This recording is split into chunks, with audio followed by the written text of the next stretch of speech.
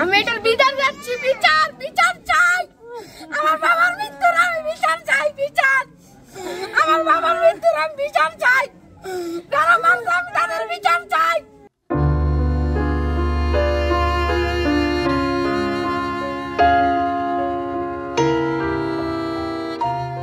3 বছরের আরিশা কবির ফাইজার বিকেলে ঘুরতে যাওয়ার আবদার ছিল বাবা ফয়সালের কাছে। বাবা জানিয়েছিলেন বাসায় ফিরেই ঘুরতে নিয়ে যাবে। বাবা বাড়ি ফিরেছেন ঠিকই, তবে রক্তাক্ত নিথর দেহ নিয়ে। বলছিলাম ফয়সাল কবির নামের এক ব্যবসায়ীর কথা। 30 নভেম্বর সন্ধ্যায় আশুলিয়ায় দুর্বৃত্তদের ছুরিকাঘাতে মারা যান তিনি। ঘটনার পরই মোটরসাইকেল যোগে দুর্বৃত্তরা পালিয়ে যায়। ঘটনার পেছনে রহস্য খুঁজতে কাজ করছে আইনশৃঙ্খলা বাহিনীর সদস্যরা। এদিকে হত্যাকাণ্ডের আগেই আঁচ করতে পেরেছিলেন পুলিশ।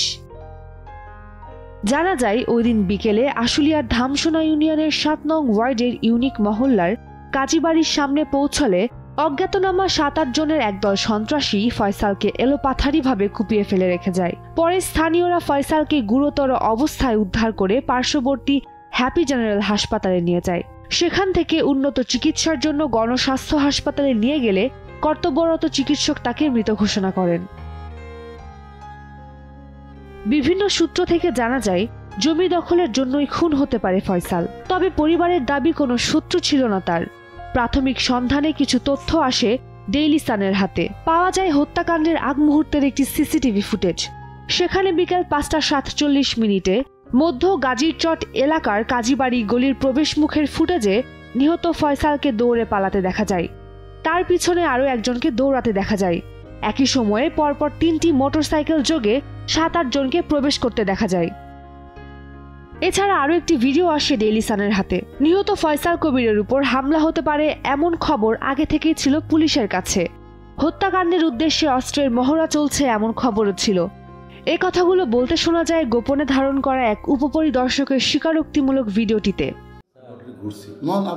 আমার গাড়ি নিয়ে আমি একটা গাড়ি নিয়েছি, 4 জন পুলিশ দিয়েছে সিভিলে, আমি পোশাক পরা। এই ঘটনা না ঘটে কোনো করছি। ওরা যে অস্ত্রপাতি যে মহড়া দিতেছে এটা আমার নলেজ আসছে। আমি এরকম মহড়া তো প্রতিদিনই দিচ্ছি। যারা ঘটনা ঘটেছে গ্রেপ্তার হয়ে যাবে আজকে রাত্রে। আমি ঘুমাবো না, আমার বুঝছেন, আমি পারি ভাই। নিহত ফয়সাল কবিরের ঘনিষ্ঠজন বোরহানের সাথে কথা বলে জানা যায় বেশ কিছু তথ্য। আশুলিয়ার বাইপাইল এলাকায় দীর্ঘদিন ধরে অনিষ্পত্তি একটি জমি ঘিরে চলছে বিরোধ। তবে বোরহান ও ফয়সাল দুজনেই কাজ করতেন মালিক দাবি করা শারমিন রহমান নামের এক নারীর অধীনে। কে হামলা করেছে বোরহান নিজেই পরিষ্কার করে জানাবেন বলে জানিয়েছেন। তবে নিহতের পরিবার বলছে কিছুদিন আগে চাকরি ছেড়ে গার্মেন্টস ব্যবসা শুরু করেন নিহত ফয়সাল।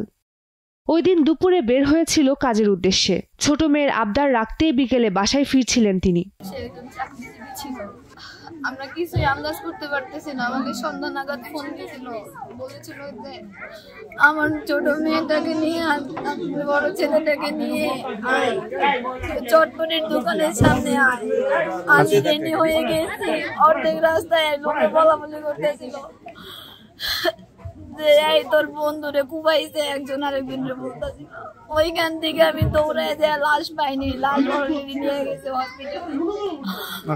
ওইখান থেকে হসপিটাল থেকে রাখে নাই, অন্য হসপিটাল ট্রান্সফার করছে। ওনারা দেখেও নাই যে উনি কি বাইচে আছে না মরে গেছে। ওইখান থেকে আমাদের নিয়ে গেছে গণস্বাস্থ্য। ওইখানে আমাদের সাথে একটা মানুষও রাখে নাই। ওইখান থেকে বলা যে ইসলামপুর সরকারি মেডিকেলে নেওয়ার জন্য ওইখানেও তারা নেয় নাই। পল্লীবিদ্যুৎ গৌরী জেনারেল হসপিটালে আনার পর মারা গেছে। আমরা এগুলো কিচ্ছু জানি না, কে মারলো, কি শত্রুতা ছিল। আমাদের একটা ভাই, 2টা বোনের। আমার হাজবেন্ড কি হলো আসলে, কি থেকে কি হলো বলেন তো একটু। আমি অফিসে ছিলাম, আমি জানি না। ও অনেক ভালো মানুষ, চাকরি করে, কন্ট্রাক্টে কাজ করে। পরে কিভাবে কি শুনলেন? জানি না সেটা। আপনি শুনলেন কিভাবে? শুনছি কে বলে মারছে কারা, তা আমরা জানি না, চিনিও না। বাবার বিষয় জানি যে আমার বাবা আমাদের ফোন দিছে, যেতে গিয়ে দেখি যে অনেক লোক তাকে ভ্যান গাড়িতে উঠাচ্ছে, হসপিটালে নিয়ে যাবে, দেখি যে তাকে এরকম ভাবে মারা হয়েছে। এ বিষয়ে আশুলিয়া থানার ওসি আবু বকর সিদ্দিক বলেন, নিহতের মরদেহটি উদ্ধার করে থানায় আনা হয়েছে।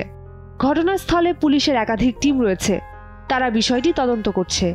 খুব শীঘ্রই হত্যাকাণ্ডের রহস্য উদ্ঘাটন করে হত্যাকারীদের আইনের আওতায় আনা হবে। নিহত ফয়সাল কবির ফরিদপুর জেলার নগরকান্দা থানার ধর্মদী দক্ষিণপাড়া গ্রামের আবু কালাম আজাদের ছেলে। সে মধ্য গাজীরচট এলাকার হেলাল খন্দকারের বাড়িতে ভাড়া থাকত। নিহত ফয়সাল স্থানীয় ট্রান্সপোর্ট ব্যবসায়ী মাজহারুল হকের অফিসের সহকারী হিসেবে কাজ করত বলে জানা যায়। এছাড়া পাশাপাশি গার্মেন্টসে বিভিন্ন ব্যবসা করতেন তিনি। উম্মে রুম্মান ক্রান্তি, ডেইলি সান।